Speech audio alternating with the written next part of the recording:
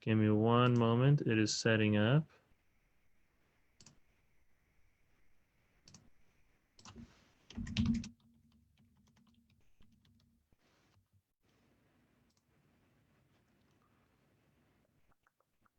Okay. We are good. All right. Nice to see everybody. Welcome to our Wednesday night class, our weekly Zera Shimshon class. It's always a pleasure to see everybody. I know many of you are wondering what a beautiful green screen I have in my background. But it's not a green screen, it's a real screen. And as you can see, the connection is a lot better in our home. So please God, we're going to have a great class this evening, and it's great to see everybody. I want to thank this evening's sponsors for the Zera Shimshon class. Very meaningful and greatly appreciated on our part, on the Miami Torah Center's part. First, we have our dear friends, Mr. and Mrs. David and Ingrid Edery, in memory of Ingrid's mother, Vicky Kalfis, a Hebrew name Chaya Bat Yaakov, whose second yahrzeit, second year of passing, was yesterday. I remember it literally like yesterday when Ingrid called me and introduced herself for the first time on the phone, and unfortunately let me know of the tragedy. And ever since then, our families have grown very close. And may this class be a tremendous merit to Ingrid's mother for the Zera Shimshon, and all of the studying should raise her soul higher and higher in heaven. Amen. Next, we have Eliran and Lirat Shamino, who is doing it in honor of their son Eitan, and also in honor in memory of his grandfather, of Eliran's grandfather, Rechamim ben Yosef. May be in the merit of the Zera Shimshon. Amen. Last but not least, a good friend, Nady Grossnass, in merit of the Zera Shimshon, and for a schus, for hopefully a very, very good merit for Menuchas HaNefesh, for a shidduch, and for Parnasa, for all of Klal Yisrael. Amen ve'amen. With no further ado, we are ready to start. So this week we are learning the last two Torah portions in the fourth book of our Torah, the book of Bamidbar, or loosely translated as the book of Numbers. Now, the first aspect that this week's Torah portion, the first one, Matot, that's the first one, and second one is Massei. The first grand theme in the first Torah portion of Matot is this whole idea of a vow, a swear, an oath, and its great severity, and how it's a serious thing, and how Hashem and the Torah considers it so serious that it actually is binding. As we know, the idea of keeping to one's word means more than anything. Well, that is no foreign concept to our Torah. One's word really, really carries a lot of weight, and therefore a person has to be very, very careful that when a vow is taken, it is imperative that it is fulfilled. And as an introduction, the question is why? Why is it so important that a vow has to be fulfilled when it is proclaimed? In order to answer that, we have to realize a deficiency we unfortunately have, and that is we don't appreciate the grand gift we have of words, of speech. When you say something, what you're doing is you're committing to that person, you're committing to that action, to that thing, whatever it is. And it is really a binding experience. It's something which is actually very important. The issue we have is it's so hard because we don't value our speech.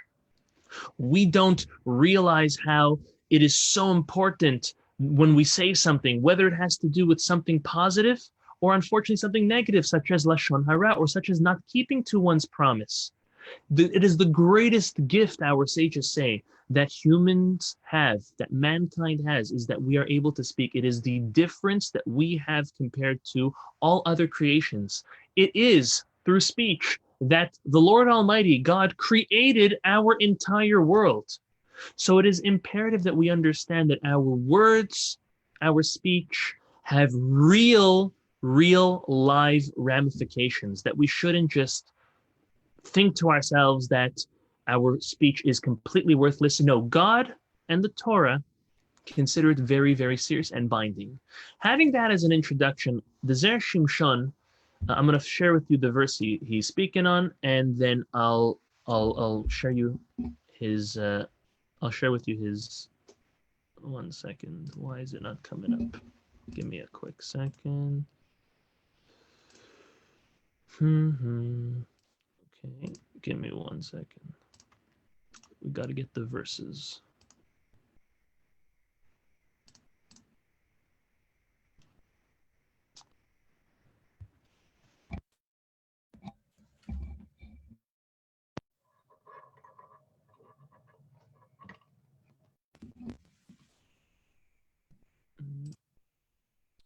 Okay, we may not be able to share the verses for some reason.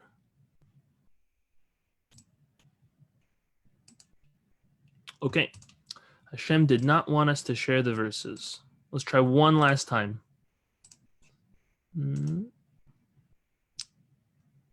David Edery, can you hack my computer and show the verses on for us, please?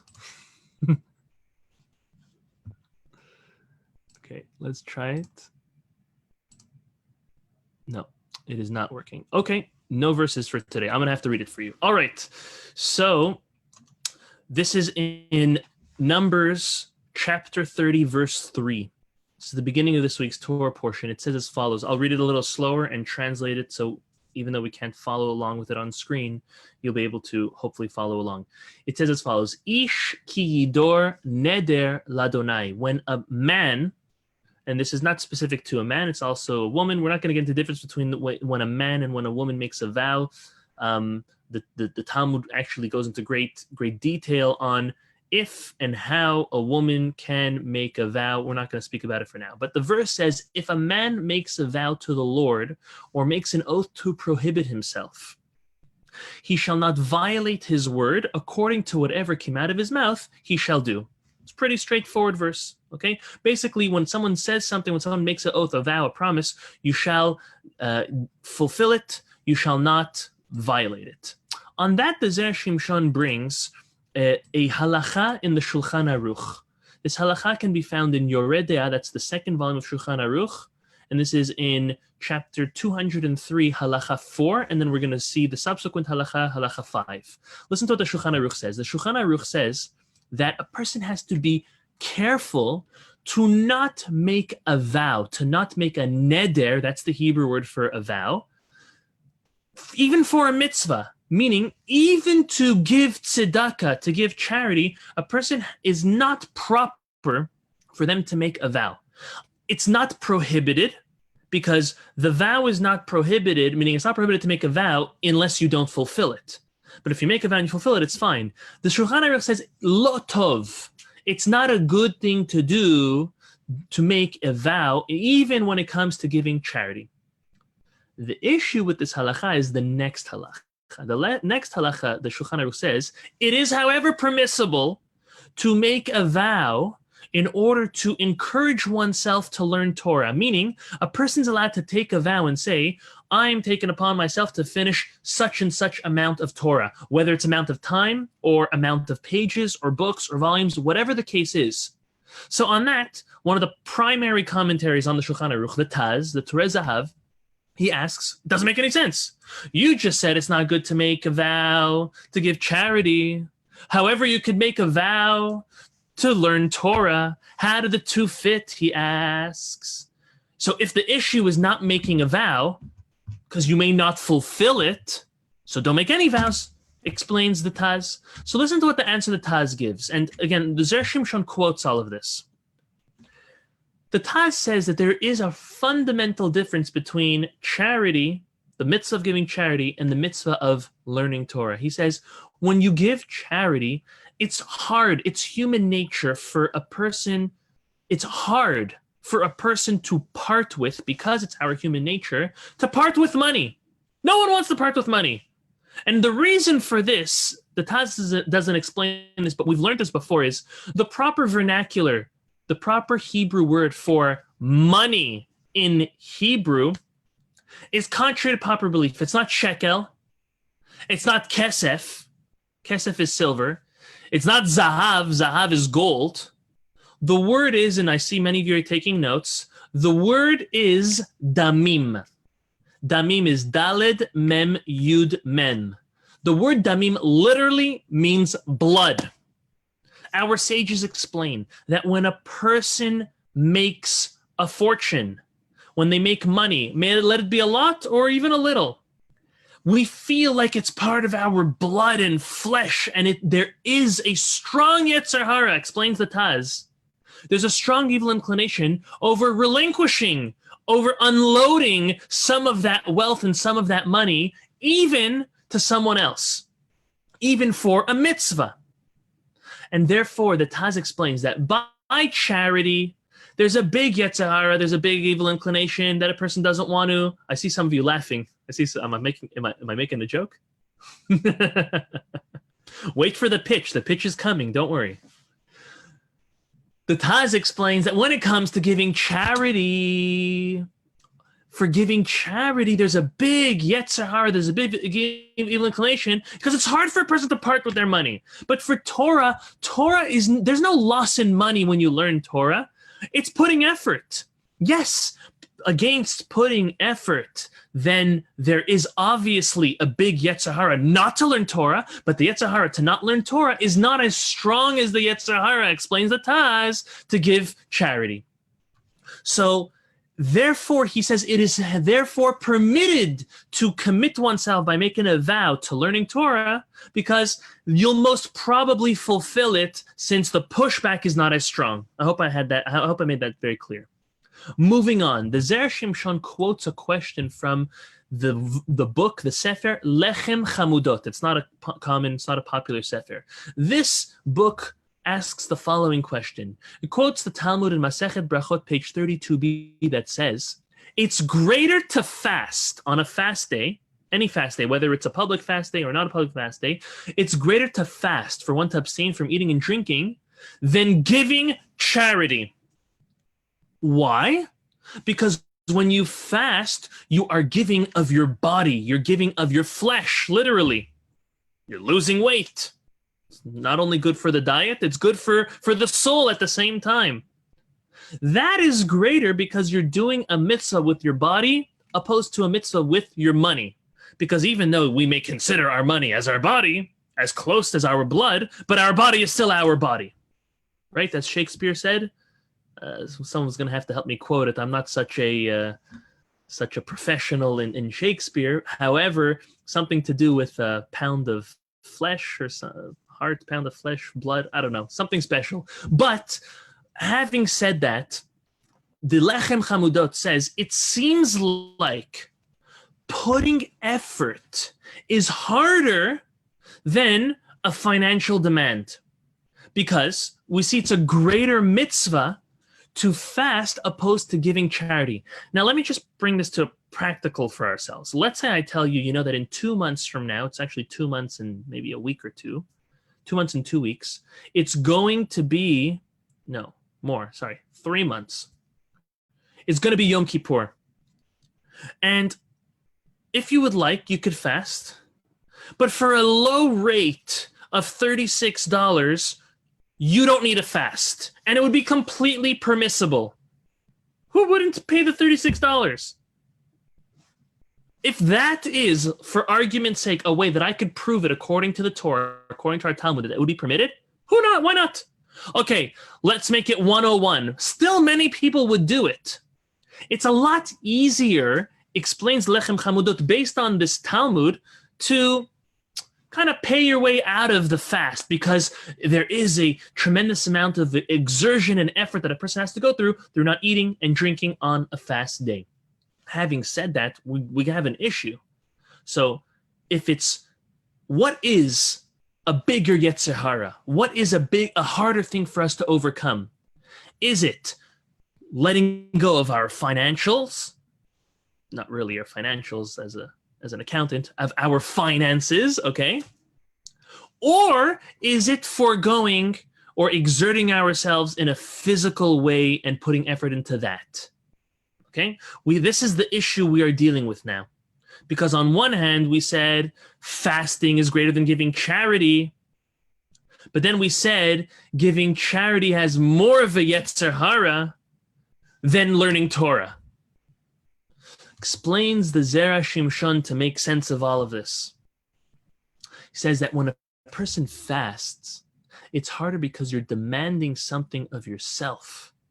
And a person is more comfortable, literally, of losing money or paying some money than having pain on their body.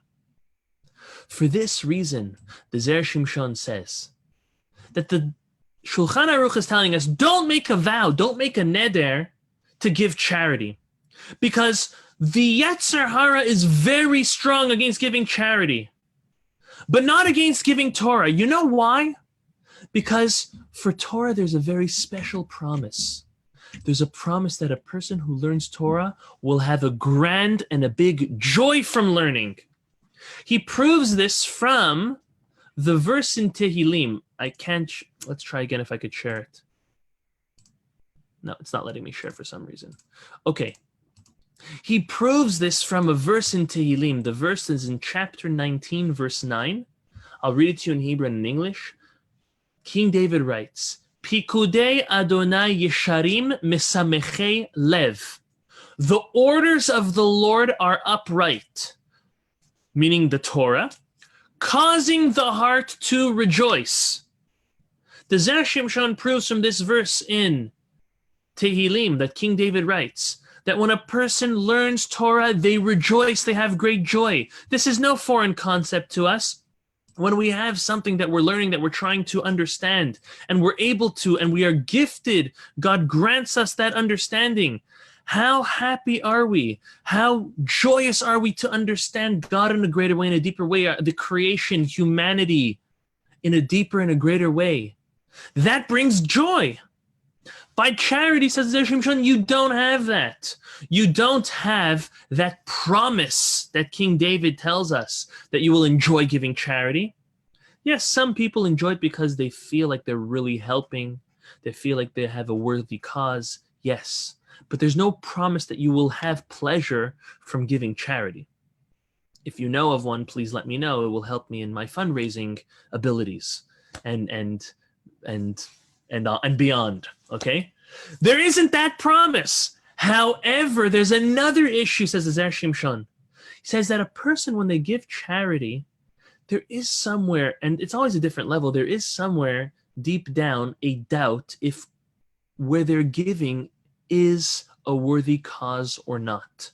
Not all the time, but sometimes you have that question, especially when you give large sums of money, or when you meet someone and they're just asking you, and you may not know if their intentions are for the purest of reasons and the greatest motives. Because of that, the Yetzer Hara comes strong on you and says, you're not even going to enjoy or benefit from giving this charity. Look how much other things you can do to benefit from using this money instead of giving it to charity. And secondly, why give it to this person or this organization? Who knows if they're going to mismanage it or if they do not have the greatest of intentions. For that reason, the Zera Shimshon proves the Yetzer Hara is much stronger against giving charity opposed to learning Torah. For Torah is a very big deal. There is a demand for a person to learn it. So yes, it is maybe so that you may not fulfill your vow. However, there is somewhere in our subconscious this feeling and this promise of we're going to enjoy learning the Torah. We are may as well going to fulfill this vow. It's not as hard compared to the charity. Now, when it comes to fasting, again, it's something that is against our body. Our body, it's something that's very, very painful and a grand effort in that. So for that, we understand how the Talmud says that that is greater than even giving charity. I want to give a very, very strong lesson based on this piece of the Zera Shimshon before we move on to the next one. And that is we see that the power of Torah, the power of Limud Torah, is that you will enjoy it. You just need to taste it. You need to try it.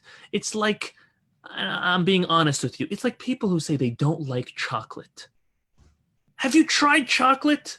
Have you ever had a good piece of chocolate? I'm not saying chocolate cake. You don't need to love chocolate cake. But chocolate is something sweet. The Torah is like chocolate. The Torah is like honey. You have to try it. You have to enjoy it. Allow your taste buds on your palate to enjoy that experience. If you've never had an experience of learning Torah and enjoying it, well, you may not be learning the right thing or from the right person. You need to make sure that you are enjoying your Torah study. Now, not all Torah study is enjoyable. There's lots of aspects of Torah which is very hard to wrap your head around, very hard to understand. But on the contrary, once you understand something which is so hard, you've been working so long on it, it's even more enjoyable. It's even sweeter, and you're even happier when you learn it. So for those of us who do learn Torah on a daily basis, on a weekly basis, we come back because we understand how important it is, how sweet it is. But the trick is, or our goal, I'll say our challenge is to bring Torah to those who have not tasted the sweetness yet. It's like they may have a underlying animosity or resentment or a shutdown, and they don't even know why. It's like you really have to force feed, but not force feed to make them fat or to overfeed them. On the contrary, you gotta just sip in somewhere, maybe on the corner of the lip, some of the honey, some of the chocolate, some of the sweetness of our Torah, not in a forceful manner, however, in literally a sweet manner, because once they taste it, they will enjoy it. It is addicting. Chocolate has addicting properties. I know people who are addicted to chocolate. I can very well be, I'm sharing you a secret, I can very well turn myself into a chocolate addict. Chocolate is something which is very, very addicting. There is something physiological in there. The Torah is the same way. We don't want to get addicted to anything negative, or chocolate for that matter. We want to addict ourselves to Torah in a healthy way. So for us, we've tasted it, we keep on tasting, we still keep on going back for more, but the challenge is let's see if we can allow and pass that on to someone else, whether it be family members, friends, acquaintances, so on and so forth. That's the end of the first segment for this evening. We have two more segments. This one I like very much. The jogging back the past three Torah portions, going back to Balak and then Pinchas and then this week's Torah portion.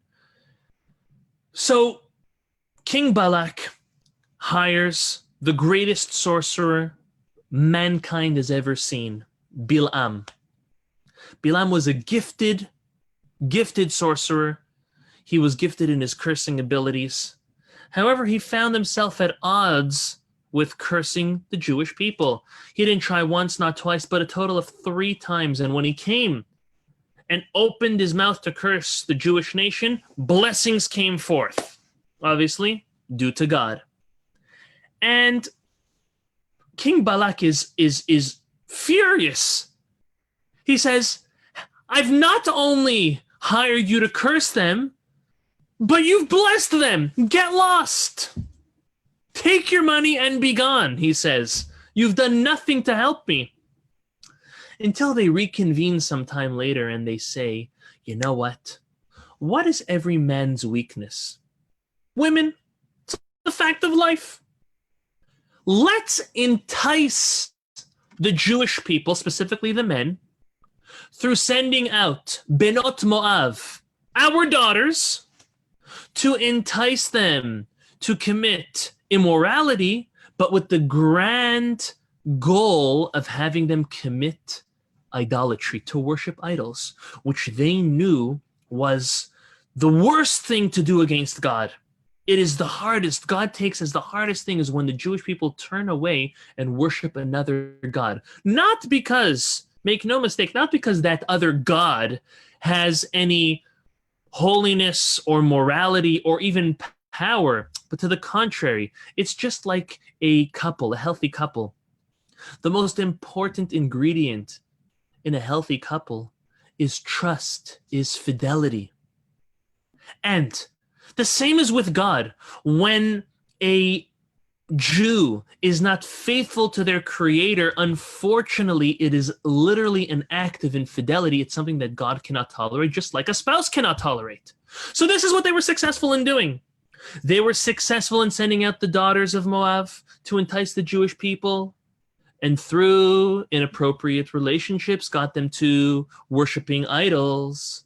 And literally that brought out the wrath of God, and 24,000 Jews perished at a plague. Pinchas comes along. That's last week's Torah portion. He puts an end to it. Right after he put an end to it, God then commands Moses to gather 1,000 Jews, troops literally, from each tribe, totaling 12,000 Jews, to go out and wage war to defeat Midian. I can't even share. I'm going to quote the verse. The verse says as follows. This is in chapter 31, verse 2. God commands Moses, Nikom nikmat b'nei Yisrael me'et ha-Midyanim. Take revenge for the children of Israel against the Midianites. Achar ta'asef el amecha. Afterwards, you'll be gathered to your people. This is God's command to Moses to go to wage war and take revenge. Before I share with the Zera Shimshon a fascinating insight, I want to share with you a Rashi. This Rashi is on this week's Torah portion. It's on a couple verses later. It's chapter 31, verse 8. And if you who have a Rashi at home, whether it be an English Hebrew one or just a Hebrew one, it's a very nice Rashi to read. Rashi says, well, let me quote the verse. The verse quotes all 5 of the kings that were defeated by the Jewish people. And then it says that Bilam was also taken care of. He was murdered. And the verse says, it ends off that they were all killed, Harigu becharev. They were all slew with a sword. They were all killed by sword. Rashi says, well, why are you telling me that they were killed with a sword? He says a fascinating concept. Rashi says that, how does a Jew fight? Does a Jew fight with their hands, with their fists, with weapons? No. That's not the way a Jew fights. A Jew fights with what we said at the beginning of the class. A Jew fights with their tongue, with their mouth. Not spewing lashon hara or hurting someone's feelings. No. We fight by our prayers. We pray to God to save us. We pray to Hashem to defeat our enemies with the minimal amount of effort we need. Not through taking swords and weapons and going to war. But here we see, Rashi says, that the Jews went out by sword.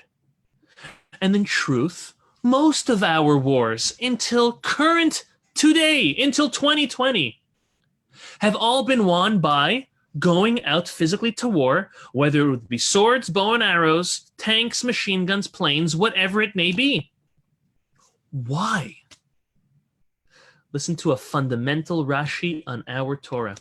He says, you are right, a Jew fights with their mouth through prayer and should always continue to do so, even if you're going to resort to the next option of a physical manner. However, he says, look at what Midian and Moab did to the Jewish people. They brought Bilam to curse the Jewish people. You see, what Bilam did was, he didn't attempt to fight the Jewish people by sword, which is the Goyish way of fighting war. What he did was he came and he fought against the Jewish people on our level. He came into the realm of speech to fight us through trying to curse us, which was and could have been something very dangerous, as we've explained 2 weeks ago. God had mercy and compassion. He saved us. But Rashi says, since Bilam entered our realm of battle, which is through speech, we were saved miraculously. But then they defeated us through our spirituality, through having us serve idols. We're going to come back. God's going to command us to come back and fight them in their realm, in the realm of physicality, by sword. And through that, gave an allowance to the Jewish people to wage war in a physical manner. This is something which is so important even for nowadays. I have these conversations, and most of the people I have these conversations with are very passionate. No one's really in the gray zone. I'm about to say something. You're either going to like me or dislike me for it, so get ready, okay? And again, when I speak about this, and anyone you speak to about this is very passionate about it. The Israeli Defense Force, the Tzahal, okay, is an absolute necessity for our country, for the safety of the Jewish state, of the state of Israel. It's something which we respect and we all care about, and we should. The issue comes when people say that it is the IDF which fights and wins our wars. That is partly true. We will not take that away from them. The great efforts of the Israeli citizens and also Jewish citizens from all around the world that go and do their service.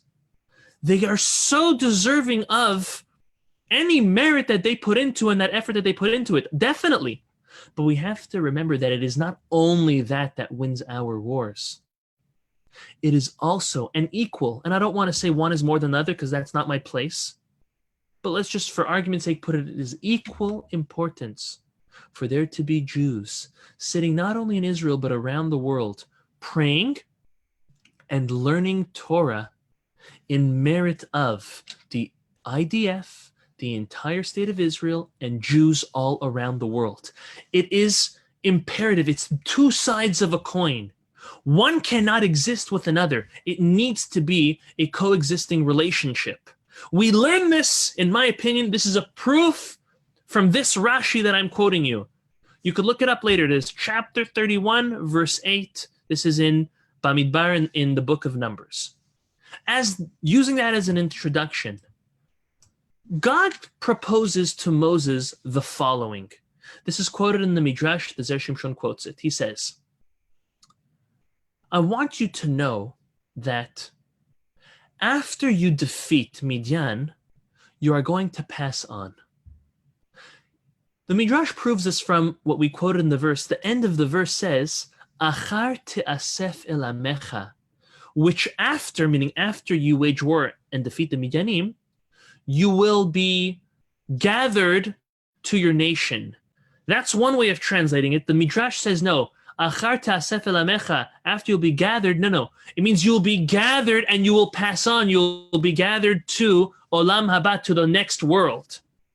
So God says, after you defeat Midian, you're going to pass away. God gives Moses the option. He tells him, if you want to delay your passing, that's fine with me. Just don't wage war now with Midian. Wait a year, wait 5, wait a decade, as long as you want, wait. No problem with me. You know what the Midrash says Moses' answer was? Look at the power of a leader.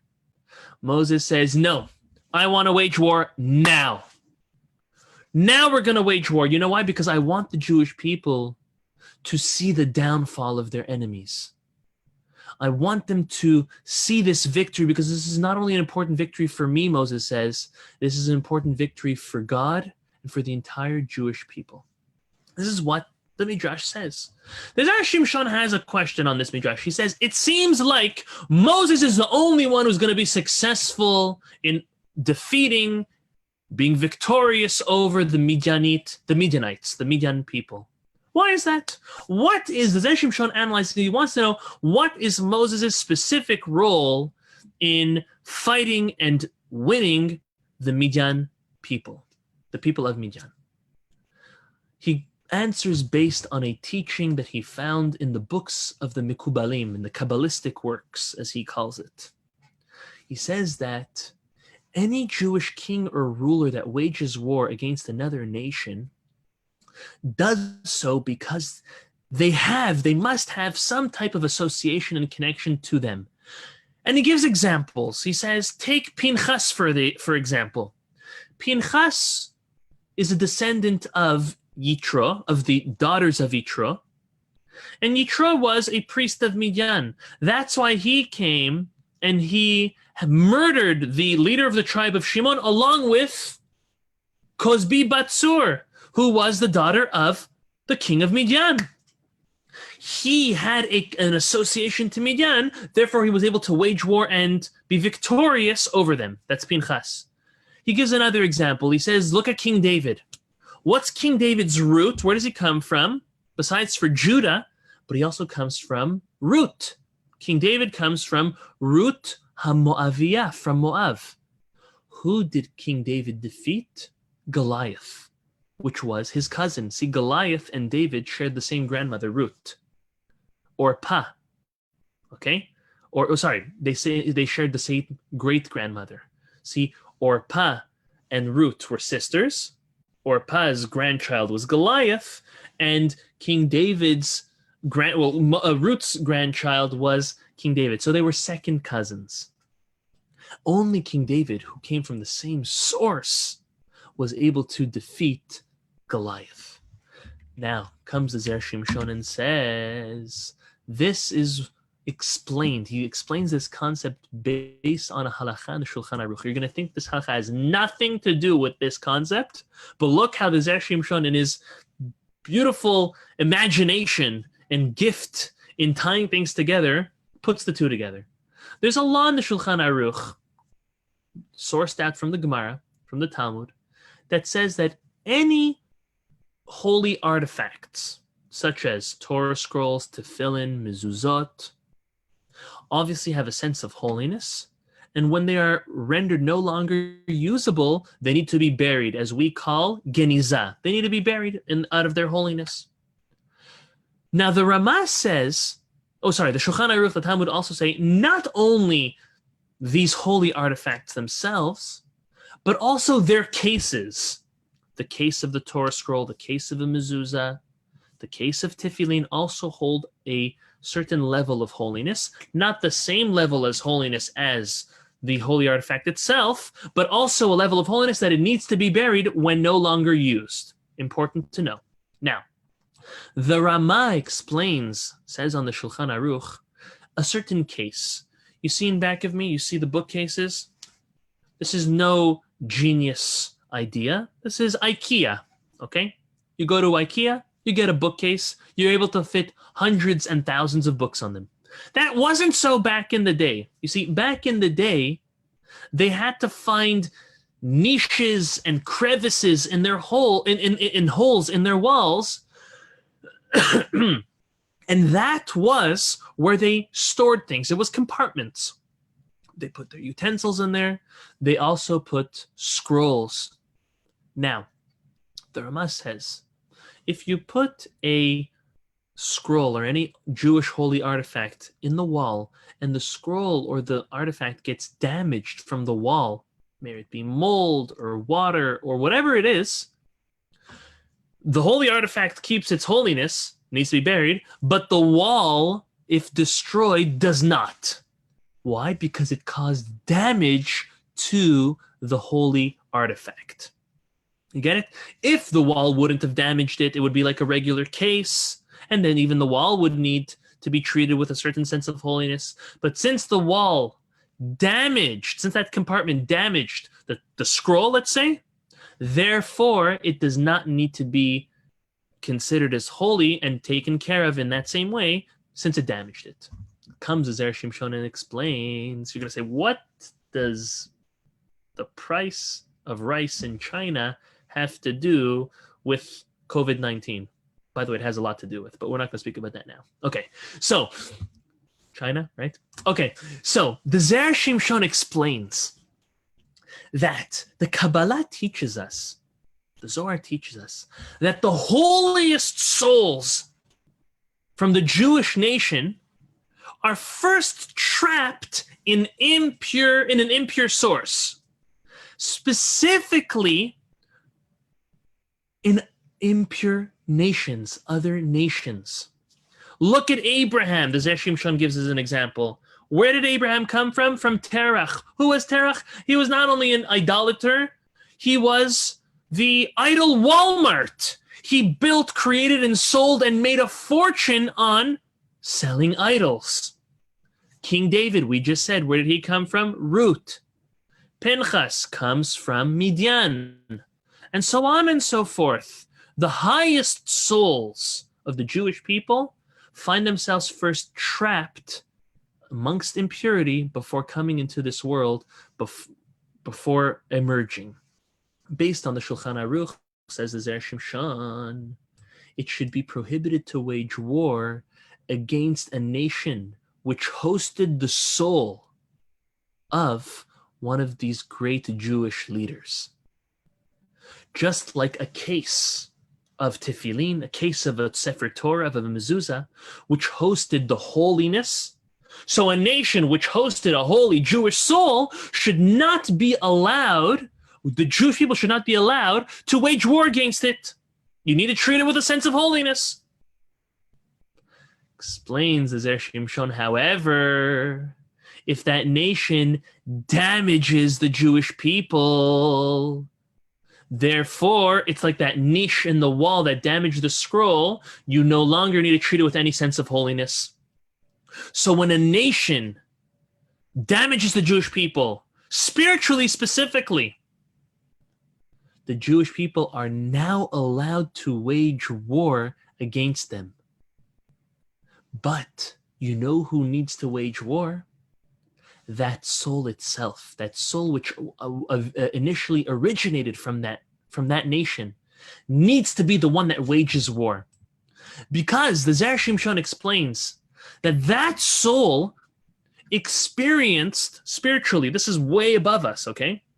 Experienced the most amount of pain and damage because it was there. That soul was there amongst that oppressor. It needs to be the one that wages war against that nation. And if it doesn't, it loses the opportunity. The Jewish people even lose the opportunity. See, King David not only was able to be successful against Goliath, he was the only one that was going to be successful against Goliath. Moses also. Moses, explains the Zera Shimshon, was the only one that was going to be successful against the Midianim in this capacity. You know why, explains the Zera Shimshon? Because who was his wife? Where did Moses spend, depending on the different commentaries, many years of his life? In Midian itself. He ran away either for 20 years or for 60 years. Moses lived in Midian.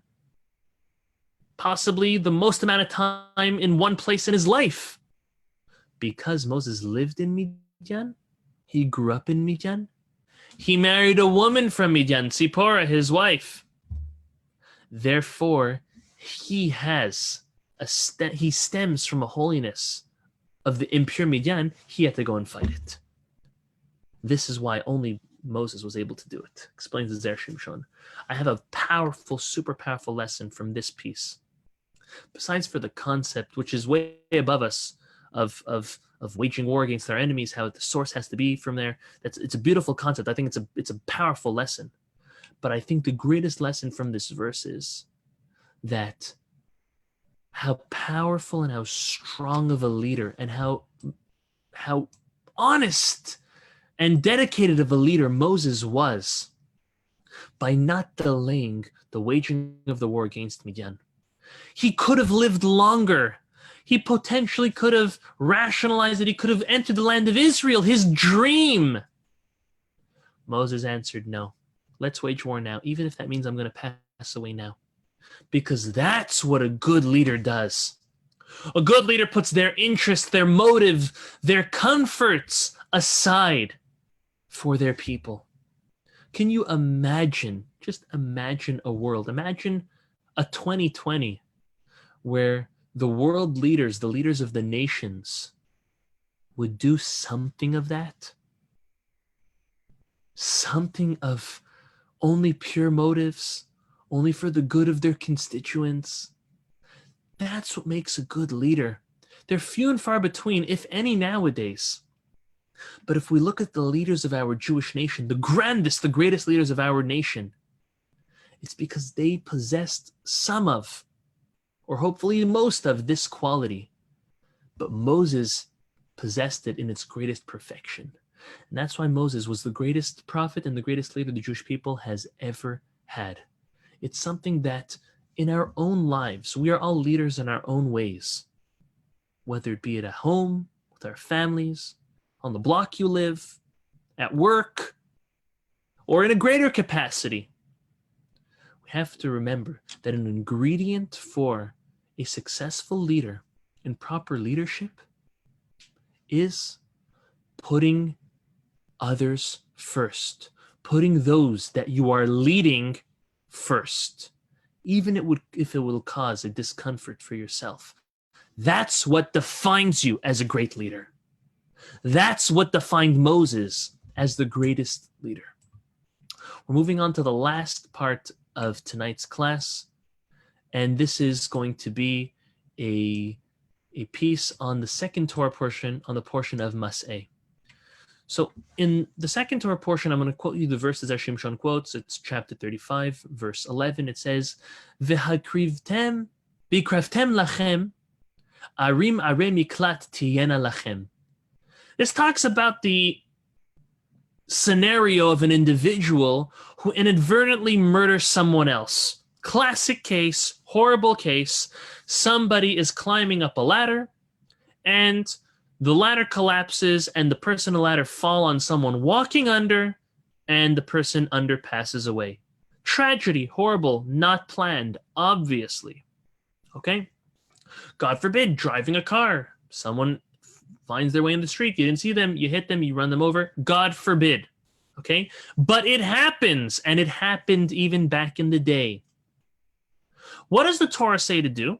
God says, you shall make yourself cities of refuge for the inadvertent killer to run there and to be there. We're not going to get into all the details of that. It's getting late, but I want to share a certain specific aspect that Zera Shimshon speaks about. This is found in Masechet Matot, page 10a. It says that this inadvertent killer not only has to exile himself to this city of refuge, but his Rabbi, his Torah teacher, has to go along with him. What a punishment! So God forbid, Reuben kills someone by mistake, well, their Rabbi Shimon, has got to go to exile along with him. Where does the Torah learn this from? Where does the Talmud learn this from? The Talmud learns this from a verse in the book of Deuteronomy.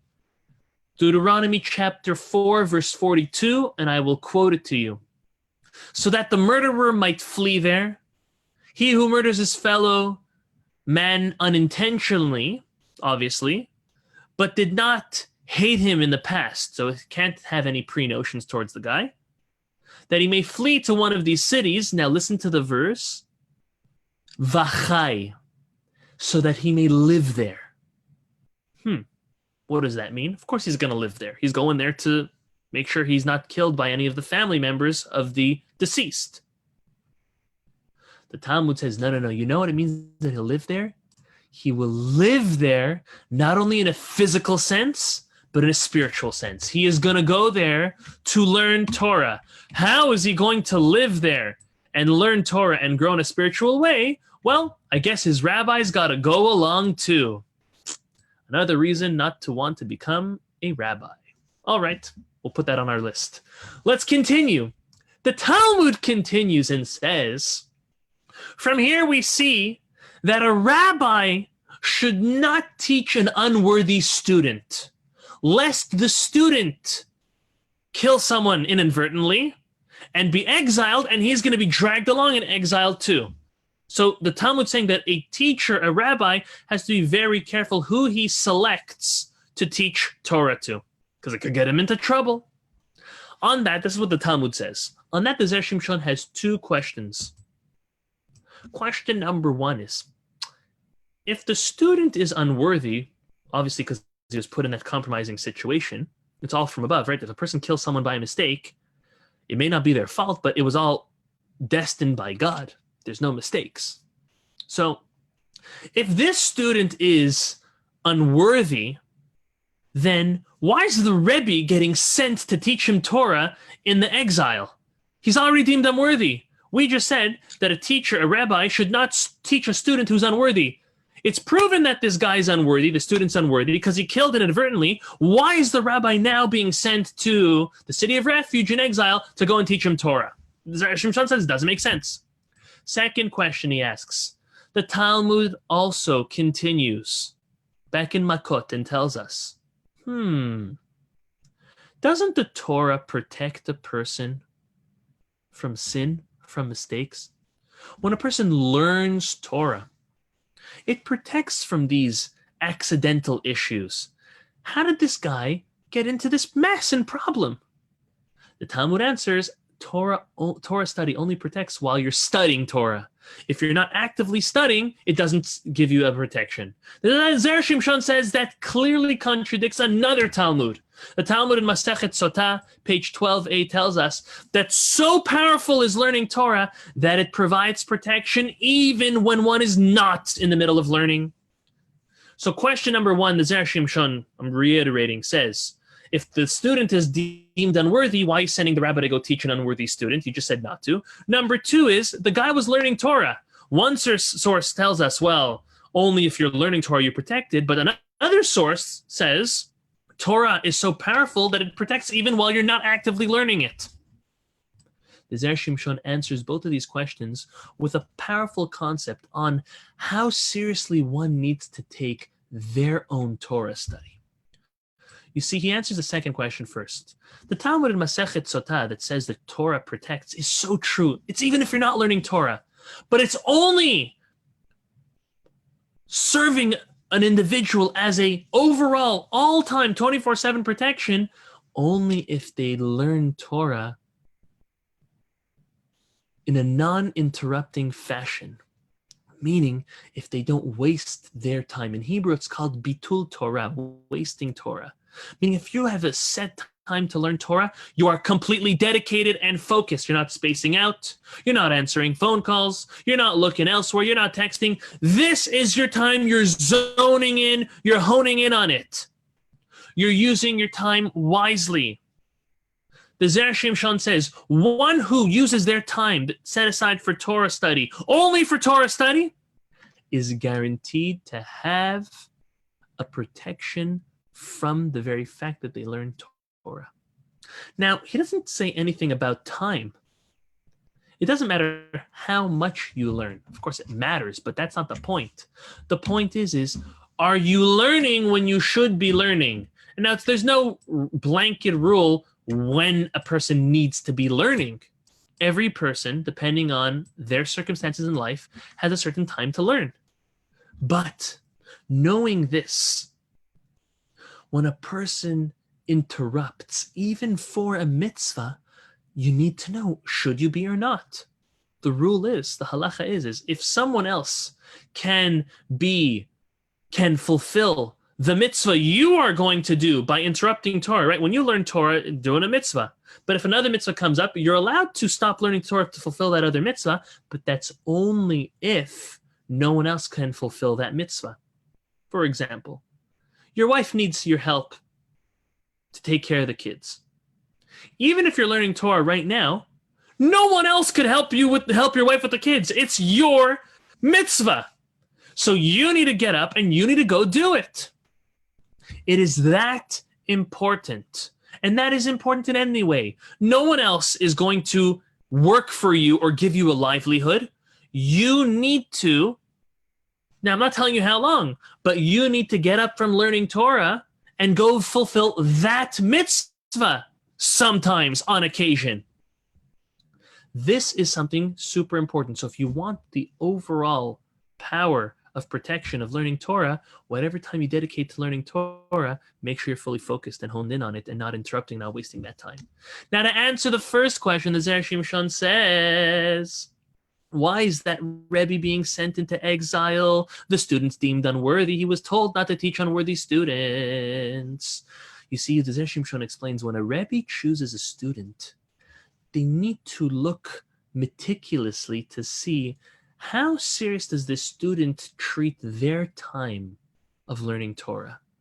Are they a person who wastes time of learning Torah? Do they commit bitul Torah, wasting their time of Torah? Do they have good study habits? Do they review the Torah they learn or not?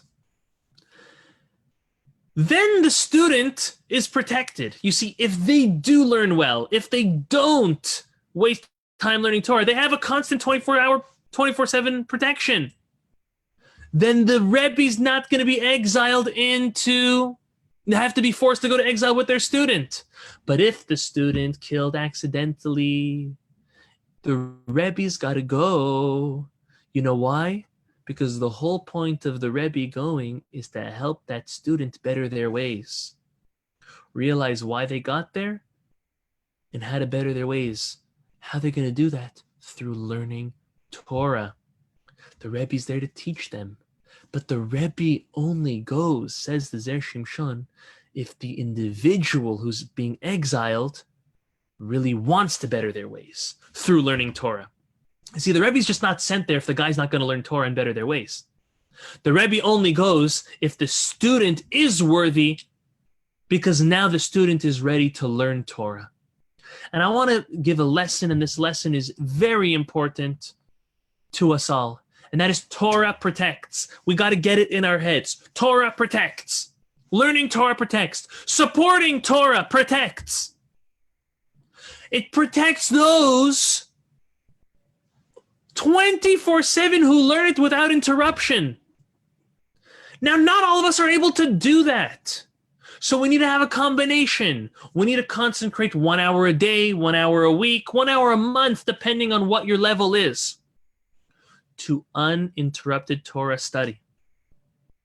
But we also need to commit to supporting Torah. Because when you support Torah study in the greater fashion, in the greatest fashion you're able to support Torah, well, that's more Torah study that's being learned and fulfilled in your merit, and that grants you protection. When we realize these two concepts of learning Torah in an uninterrupted fashion, as well as supporting Torah in the greatest ways we can, what we are doing is we are granting protection for ourselves, our family, our loved ones, and essentially all of Klal Yisrael. So may in the merit of the Zera Shimshon and the merit of tonight's Torah study, may we be blessed to enjoy the sweetness of Torah. May we enjoy and rise up to the occasion of being great leaders in our own capacity and having great leaders lead our Jewish nation. And may we learn Torah in the deepest, most uninterrupted and purest way, and support Torah in the deepest and greatest, grandest way possible that provides protection for all of our loved ones, for all of Klal Yisrael, for the entire world at large. Thank you all for joining us, and we are going to allow for questions in just a moment. All right, you can unmute yourself if you have a question. Where's Isaac? Isaac, I know you have a question. Okay, Eileen, go for it. You're first. All right, I have a question, but it goes back to earlier what you were saying. That's fine. Well, I do want to comment though before my question that I love that. Learning Torah protects. That's just perfect. It's a great bumper sticker. It's a great thought for my head. I just love it, and I'm going to think about it all week long. Learning Torah protects. I think it does. So I concur. Now, Nice. Back to my question, which you said earlier. We were talking about Moses and his wife, and she came from Midian. Yeah, Midian, how you say it. Okay. I'm just kind of thinking, even though Moses is holy, holy, holy, and his children, the whole lineage, but if was his wife Jewish? Like, not Jewish. They got married. His children are not Jewish because they come from the mother lineage. All Very of a good. sudden, I'm now worried about this. Good. So Moses married Zipporah before the Torah was given, and there was no commandment to necessarily convert the woman before in the way we do nowadays prior to marrying them. For example, Abraham married Sarah. Okay, well, they were married before, but let's say Isaac's wife, Rivka, Jacob's wives. There was no concept of Jewishness. There was no concept of conversion until the Torah was given. However, even though there's no concept of that, of course, they committed themselves to learning, to living a lifestyle of Torah and God and that aspect. We see that Yitro, Moses' father-in-law, comes either before or after. It's a dispute, the giving of the Torah, but most opinions will say after the giving of the Torah, he came along with Zipporah and their two sons to convert, all of the four of them to convert. So to make it even formal, okay? Yes, I forgot. Good answer. Look, no. I feel better. Rabbi, Yes, Yehuda. it's a comment with a little story around it. You mentioned before Shakespeare and flesh. Actually, the sentence was, the spirit is good and the flesh is weak. You come to do something, but when you get to do it, you really want to do it, but when you go to do it, you are totally dissolved and weak, and you cannot get there. So here's a story from our Israeli Institute of Technology. One of our professors in the 60s said that the computers could do anything, like Google Translate. They were trying to do it in Israel in the 50s and the 60s. So they went with a truckload of IBM cards, and they put all the grammar, all the dictionaries, all the exceptions about the Russian language and the American language. And now they put this whole project to test. So they put the spirit is good and the flesh is weak. They put it from English to Russian, and then from Russian to English. What comes out in English? The vodka is good, but the meat stinks. Very good. He's a rabbi that knows Shakespeare. He's amazing. So to be honest with you, the saying, I'm trying to look for it quickly online. The saying that Merchant of Venice. It's the Merchant of Venice. Yeah, but it's a different saying. Does anyone know it? Yeah, it's I don't know, something with the flesh. Yeah, something with Antonio and their payments, something like that. But it's the Merchant of Venice. So. Here. It says here, she tells him that he must cut precisely 1 pound of flesh, no more. Basically, that how all the money in the world is not worth even a pound of flesh. That's the point of that saying. Either way, moving on to Torah aspects, right? Who cares about Shakespeare? Next. That's right. He's not an author. Isaac, Rabbi. okay, go for it. I was going to ask a different question, but Eileen's point was so well taken. I'm just going to follow up on that one. Is there a time that the Jewish people would accept converts? I mean, not accept, but actually, we do accept, but try to get more converts, as Abraham was doing. And if that's such a case, I don't remember when there was a problem with a lot of people converted, and there was a very tragic event. Can you refresh my memory? Am I remembering it right? And so we stopped trying to convert people. What's the story on that? If you know. Okay, let's get a couple things clear. This is like a whole class in and of itself, but I want to just give a couple very clear, important facts. Number one, the Jewish religion is not a missionizing religion. We do not go out to encourage Gentiles to convert to Judaism. On the contrary, we are supposed to be or lagoim, a light unto the nations, but that the nations should fulfill in their greatest capacity their 7 Noahide laws. We prefer as Jews, God prefers in the way he created the world, that Gentiles should observe their 7 Noahide laws perfectly, especially if they would convert to Judaism and not fulfill the 613 properly. So that's Number one, we do not missionize and we do not run after those to come to convert to us. Another very important thing the Talmud says, which is extremely important, most don't know this, and that brings you into the episode in Jewish history where you referred to, is that Jewish people, the Jewish Bet Din, Judaism, does not accept converts when we are in a rulership or in a successful position. Meaning in the times of King David and King Solomon, converts were not accepted, to the point where in the time of King David, an entire nation came to convert to Judaism, and that's when they perished, because it was not a worthy conversion. Why? The Talmud says, you know why they're converting to Judaism? Because it's popular, it's in fashion, it's the cool thing to do. That's not the point of converting to Judaism.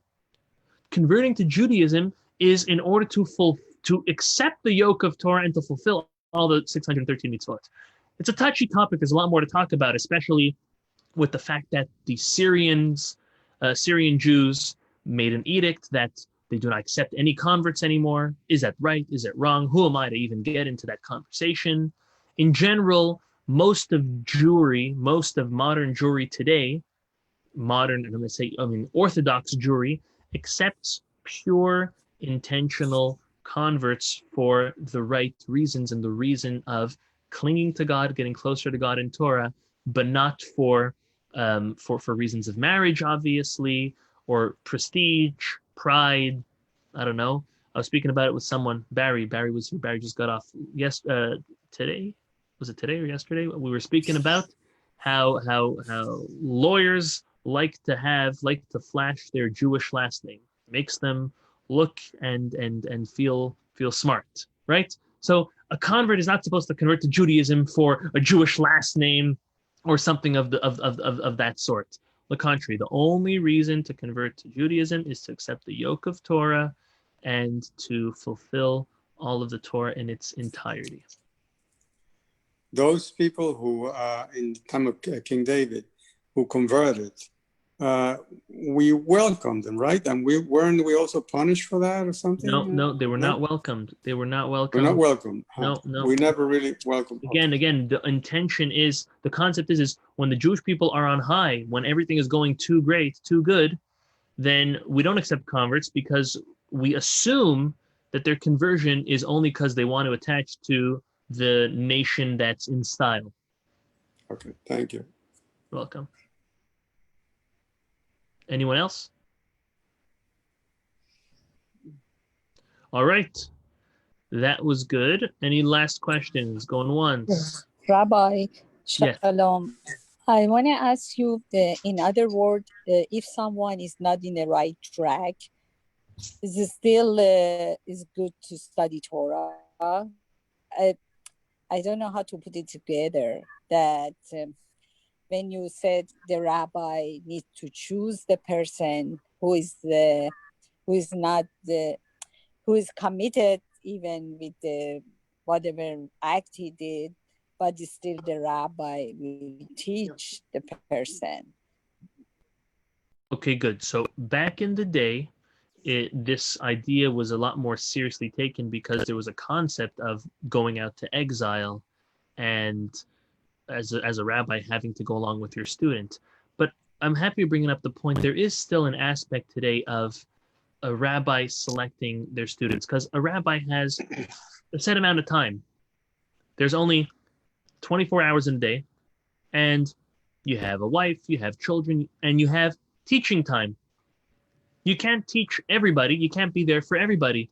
So a rabbi needs to, as we've learned, not only have one student, you need to diversify because we don't know which of the students are going to be the greatest and the most motivated and inspired. However, a rabbi still needs to select his students in order that he's really putting the best amount of time and investment in those people as he sees fit. Yeah, but how about those who are not in the right track? So the Torah is the only thing that's going to bring them back. Learning Torah, working on their midot, on their character traits, learning about the stories of our patriarchs and of Moshe Rabbeinu and the Jewish people and the rest of our Nevi'im and Ketuvim, that's going to be the only way that's going to bring that person back and closer to Hashem. Okay, thank you. You're welcome. Wait. You're welcome. Yes, Eileen. One more question. All right, back to what Isaac was saying. Oh, you guys are tag teaming. What's going on over here? No. I remember reading something and I just found it. And it may have to do with what he was saying. I don't know. Forgive me if it doesn't. We're about to go into Israel. It's coming up. We're about to get there. Right? And I'm reading here on just some notes that there was one condition that we had to get rid of the Canaanites. And if we did that, we would never go into exile. So is that one of the reasons why we've lost our temple? I mean, we're coming up to Tisha B'Av, and we still suffer in Israel. Is that it? Because we didn't get rid of all the idol worshippers? Part of it. I mean, it's like what broke the straws, what broke the camel's back? What was the last straw? It was, as we said, the first temple, the 3 cardinal sins: idolatry, adultery, and murder. And the second temple, animosity, baseless hatred, lashon hara.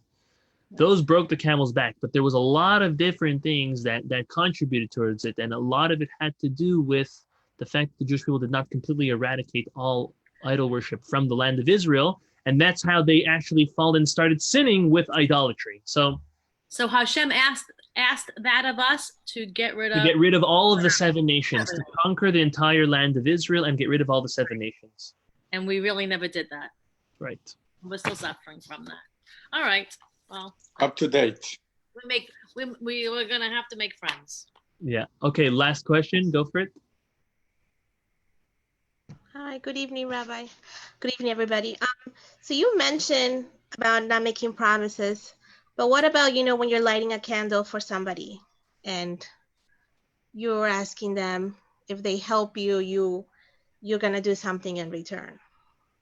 Is that like okay? So you have to know if you're really going to keep to it or not.